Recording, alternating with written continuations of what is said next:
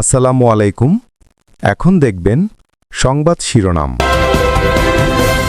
জেলা পর্যায়ে যাচ্ছে ভোটের সরঞ্জাম, টহল জোরদারের পাশাপাশি ঝুঁকিপূর্ণ কেন্দ্র ঘিরে বিশেষ নিরাপত্তা, পরিবেশ নিয়ে টিআইবির অসন্তোষ। জিয়াউল হাসানের বিরুদ্ধে গুমের মামলায় সাক্ষ্য দিলেন সাবেক সেনাপ্রধান ইকবাল করিম। বললেন দুর্নীতিগ্রস্ত কর্মকর্তাদের নিরাপদ মনে করতেন শেখ হাসিনা।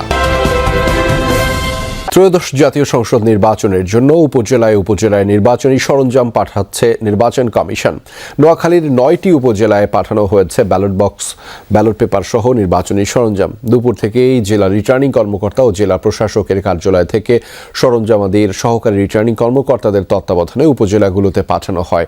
হবিগঞ্জেও জেলা রিটার্নিং অফিসার ও জেলা প্রশাসকের কার্যালয় থেকে সকল উপজেলায় নির্বাচনী উপকরণ পাঠানো হয়। নির্বাচনের আগের দিন 11 ফেব্রুয়ারি সহকারী রিটার্নিং অফিসারের কার্যালয় থেকে প্রিজাইডিং অফিসারের মাধ্যমে জেলার 4টি আসনে 647টি ভোট কেন্দ্রে সব উপকরণ পাঠানো হবে বলে জানিয়েছে সংশ্লিষ্টরা।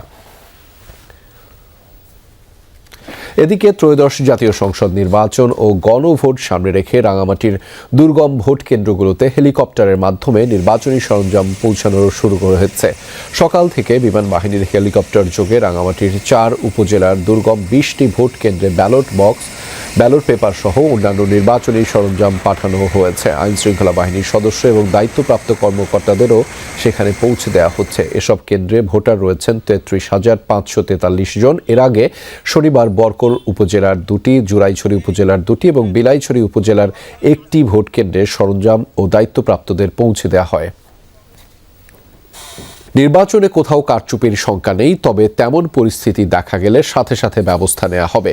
রংপুরে আইনশৃঙ্খলা বিষয়ক সভা শেষে এই কথা জানিয়েছেন স্বরাষ্ট্র উপদেষ্টা জাহাঙ্গীর আলম চৌধুরী। এদিকে ভোট অবাধ, সুষ্ঠু, নিরপেক্ষ ও শান্তিপূর্ণ করতে আজ থেকে মাঠে নেমেছে আইনশৃঙ্খলা বাহিনী। সক্রিয় থাকবে 14 ফেব্রুয়ারি পর্যন্ত। ঝুঁকিপূর্ণ কেন্দ্রগুলোয় গুরুত্ব দিয়ে নেওয়া হচ্ছে বিশেষ নিরাপত্তা ব্যবস্থা। যৌথ বাহিনীর নির্বাচনী মহড়া নির্বাহী ম্যাজিস্ট্রেটের নেতৃত্বে অংশ নেয় সেনাবাহিনীর পাশাপাশি পুলিশ, বিজিবি, র্যাব, আনসার সহ অন্যরা। নির্বাচনে নিরাপত্তা নিশ্চিতে কিভাবে পেট্রোলিং করা হবে তারই নমুনা দেখানো হয় বহরে।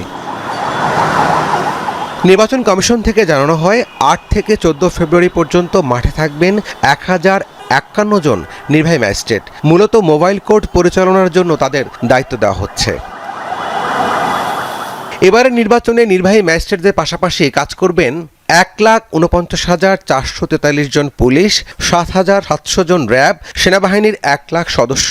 তাদের সাথে থাকবেন নৌবাহিনীর 5,000, বিমান বাহিনীর 3,730, বিজিবির 36,453 জন, কোস্টগার্ডের 2,585 জন, এছাড়া ফায়ার সার্ভিসের 13,390 জন, আর সবচেয়ে বেশি সদস্য আনসার ও ভিডিপির। তাদের সংখ্যা 5,76,314 জন।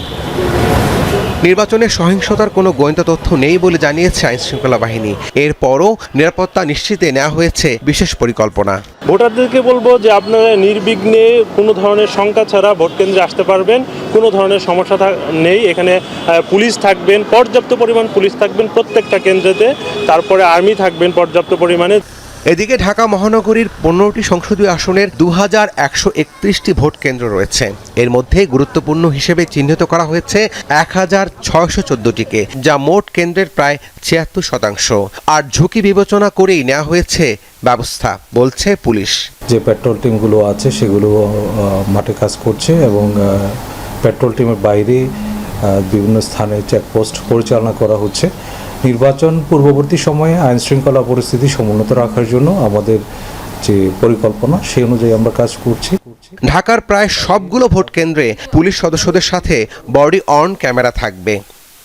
দুপুরে রংপুর বিভাগীয় কমিশনারের কার্যালয়ে সংসদ নির্বাচন ও গণভোট নিয়ে মতবিনিময় সভা করেন স্বরাষ্ট্র উপদেষ্টা। পরে সাংবাদিকদের জানান, নির্বাচনে কোথাও কোনো ধরনের কারচুপি বা অনিয়মের অভিযোগ পাওয়া গেলে তাৎক্ষণিক ব্যবস্থা নেওয়া হবে। নির্বাচন খুব শান্তিপূর্ণভাবে, সুষ্ঠু পরিবেশে এবং একটা উৎসবমুখর পরিবেশে নির্বাচন হবে এবং একটা ফ্রি, ফেয়ার অ্যান্ড ক্রেডিবল নির্বাচন হবে। মিডিয়া হাউস থেকে 21 সাংবাদিককে সেনাবাহিনীর তুলে নিয়ে যাওয়ার ঘটনা তার জানা নেই এমন দাবি করেন স্বরাষ্ট্র উপদেষ্টা। না আমি এটা দেখিনি।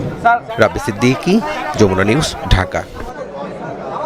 যৌথ বাহিনীর অভিযান চললেও আইন শৃঙ্খলা পরিস্থিতির অবনতি হচ্ছে, মব সহিংসতা অব্যাহত আছে এমন মন্তব্য করে টিআইবির নির্বাহী পরিচালক ডক্টর ইফতেখারুজ্জামান প্রেস ব্রিফিংয়ে জানিয়েছেন, সুষ্ঠু ও নিরপেক্ষ নির্বাচনী পরিবেশ নিশ্চিত করতে পারেনি নির্বাচন কমিশন। নির্বাচন সামনে রেখে সংবাদ সম্মেলনে ট্রান্সপারেন্সি ইন্টারন্যাশনাল বাংলাদেশ টিআইবি নির্বাহী পরিচালক ডক্টর ইফতেখারুজ্জামান বলেন, নির্বাচন ঘিরে ক্রমেই বাড়ছে সহিংসতা, ব্যাপকভাবে বেড়েছে অর্থ, ধর্ম ও পেশিশক্তির ব্যবহার। অবাধ সুষ্ঠু নির্বাচন আয়োজনে নির্বাচন কমিশনের ঘাটতি দৃশ্যমান বলেও মন্তব্য করেন তিনি। নির্বাচন আয়োজনে সম্পৃক্ত সরকারি কর্মচারীদের মধ্যে, বিশেষ করে প্রশাসনিক আইন শৃঙ্খলা বাহিনীর সদস্যদের একাংশের মধ্যে সুষ্ঠু বা সুস্থ এবং প্রভাবমুক্ত পরিবেশ নিশ্চিতে অনেক ক্ষেত্রে ঘাটতি ও ব্যর্থতার দৃষ্টান্ত দেখা যায়। কিছু অনিয়ম হয়েছে, সেটা ইতিমধ্যে তথ্য আছে, এবং নিষ্ক্রিয়তা অনেক ক্ষেত্রে লক্ষণীয়। ডক্টর ইফতেখার বলেন, নির্বাচন কমিশনের নির্দেশনায় নির্বাচন ও গণভোটকে সমার্থক হিসেবে বিবেচিত করেছে, যা প্রশ্নবিদ্ধ। একই সাথে টিআইবি গণভোটে হ্যাঁয়ের পক্ষে বলেও জানান তিনি। সরকারি কর্মচারীদের প্রতি যে নির্দেশনা, সেটা প্রদানের আগে নির্বাচন কমিশনের সাথে আলোচনা করলে, তাদের সম্মতি গ্রহণ করলে এই বিতর্কটা সৃষ্টি হতো না। জুলাই সনদের পক্ষে গণরায়টা অপরিহার্য বলে আমরা মনে করি, কারণ জনগণ সেটা চায়। রাজনৈতিক দলগুলোতে নারী প্রার্থীদের অংশগ্রহণ নিয়ে ডক্টর ইফতেখার বলেন, জামায়াত ইসলামী একজনও নারী প্রার্থীদের মনোনয়ন না দিয়ে ন্যাক্কারজনক দৃষ্টান্ত স্থাপন করেছে। কিন্তু জামায়াত ইসলামের কাছ থেকে তো এটা অপ্রত্যাশিত ছিল না, আমিও তো এটা আশা করি নাই যেটা জামায়াত ইসলামী দিবে। রাব্বি সিদ্দিকী, যমুনা নিউজ, ঢাকা। আমাদের আহ্বানে এসেছে, সে কারণে ধন্যবাদ। ত্রয়োদশ জাতীয় সংসদ নির্বাচন উপলক্ষে জাতির উদ্দেশ্যে ভাষণ দিচ্ছেন জাতীয় নাগরিক পার্টির আহ্বায়ক নাহিদ ইসলাম। আমরা সরাসরি যুক্ত হচ্ছি সেই ভাষণে। ডক্টর দেবপ্রিয় ভট্টাচার্যের নেতৃত্বে প্রণীত শ্বেতপত্র অনুযায়ী হাসিনা ও তার মদতপুষ্ট আওয়ামী ব্যবসায়ী ও আমলারা এই অর্থ বিদেশে সরিয়ে নিয়েছে, যা দেশের অর্থনীতির জন্য এক ভয়াবহ বিপর্যয় বয়ে এনেছে। অন্তর্বর্তীকালীন সরকার এই লুটপাটকৃত এই বিশাল অঙ্কের অর্থ উদ্ধারের চেষ্টা চালানোর কথা বললেও তাদের অবহেলা ও অজ্ঞতার কারণে এখন পর্যন্ত কোনো সাফল্য অর্জিত হয়নি। এর সঙ্গে যুক্ত ফ্যাসিবাদী যুগের সুবিধাভোগী কিছু শীর্ষ আমলা ও বিশেষজ্ঞরা অন্তর্ঘাতমূলক কাজ করায় এই বিপুল পরিমাণ রাষ্ট্রীয় সম্পদ পুনরুদ্ধার বিঘ্নিত হয়েছে। দেশবাসী যদি আমাদের সরকার গঠনের দায়িত্ব দেয়, তবে ফ্যাসিস্ট হাসিনা আমলে লুটপাট ও পাচার হওয়া অর্থ দেশে ফিরিয়ে আনার জন্য সব ধরনের আইনি পদক্ষেপ আমরা গ্রহণ করব। লুটপাট ও অর্থ পাচারের সঙ্গে যুক্ত ব্যক্তি বা গোষ্ঠীকে দায় মুক্তি দেওয়া হবে না। খুনি হাসিনার দোসর ব্যবসায়ী গোষ্ঠী, তাদের সুবিধাভোগী আমলা ও আত্মীয় স্বজনদের আইন ও বিচারের আওতায় আনা হবে। বিদেশে পাচারকৃত এদের যে অর্থ ইতিমধ্যে শনাক্ত হয়েছে, তা বাংলাদেশের কর বিভাগের কাছে সংশ্লিষ্ট ব্যক্তিদের দেওয়ার হিসাব অন্তর্ভুক্ত করে জরিমানা সহ ট্যাক্স বসিয়ে দেশে থাকা তাদের সমুদয় সম্পদ বাজেয়াপ্ত করা হবে। একই সঙ্গে চিহ্নিত লুটপাটকারীদের জাতীয় শত্রু ঘোষণা করে এদের সম্পদও বাজেয়াপ্ত করে একটি পাবলিক ট্রাস্টের মালিকানায় নিয়ে নেওয়া হবে। আন্তর্জাতিক মানসম্পন্ন পেশাজীবীদের নিয়োগ দিয়ে দক্ষ ও স্বচ্ছ ম্যানেজমেন্ট কাঠামোর মাধ্যমে নবগঠিত এই সংস্থাটি পরিচালনা করা হবে। আমাদের লক্ষ্য খুবই স্পষ্ট, ঘুষ, দুর্নীতি ও রাষ্ট্রীয় সম্পদ লুটপাটের সংস্কৃতির অবসান ঘটিয়ে অর্থনৈতিক বৈষম্য বিলোপের মাধ্যমে